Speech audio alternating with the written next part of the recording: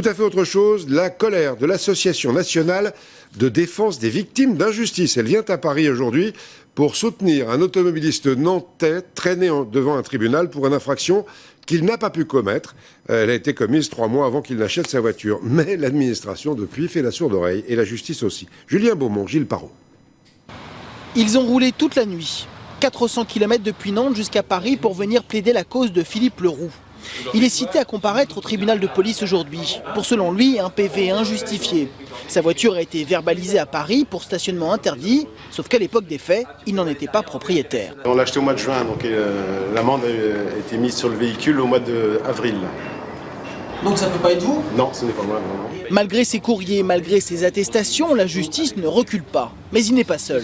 Autour de lui, l'Association nationale de défense des victimes d'injustice qui veut dénoncer l'emballement de l'administration. On va prendre que le cas de Philippe. On part sur un PV à 17 €.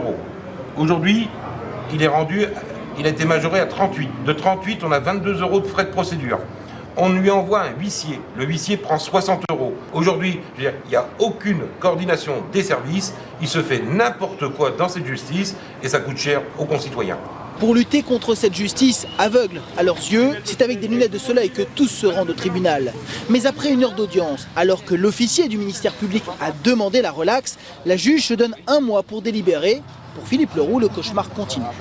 Il y a une délibération, on attend. Voilà. Vous comprenez ou pas? Non, je comprends pas. Voilà, toujours pas. Vous avez pensé quoi de cette audience-là?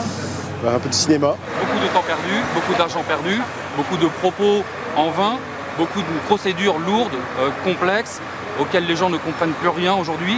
Fin novembre, Philippe Leroux va donc devoir reprendre une journée de congé.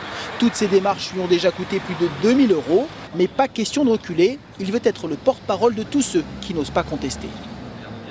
Une situation invraisemblable dont on vous parle de temps en temps dans cette édition de 13h. On y reviendra longuement la semaine prochaine.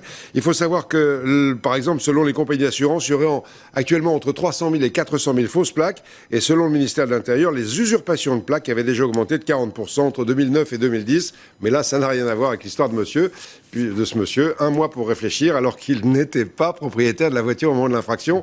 Il suffit de le dire et puis ce serait beaucoup d'argent de gagner.